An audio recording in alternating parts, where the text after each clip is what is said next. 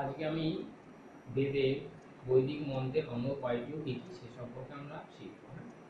দেখো, ঋগ্বেদের বৈদিক মন্ত্রের অঙ্গ হচ্ছে কোশ্চেন যে মন্ত্রের অঙ্গ কয়টি ও কি কি। মন্ত্রের অঙ্গ হচ্ছে তিনটি।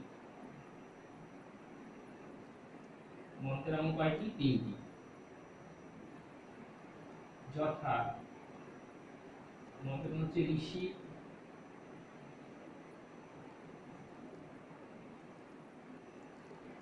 ঋষি, তারপর হচ্ছে ছন্দ, দেবতা।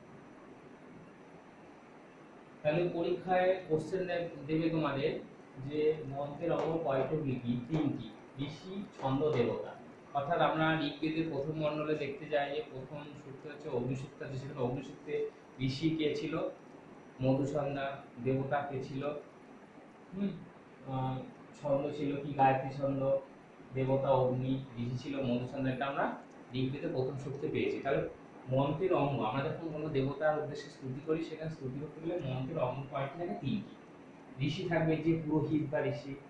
ছন্দ থাকবে কি ছন্দ? গায়ত্রী ছন্দ, যেমন অগ্নিসূক্তে প্রথম সূক্তে।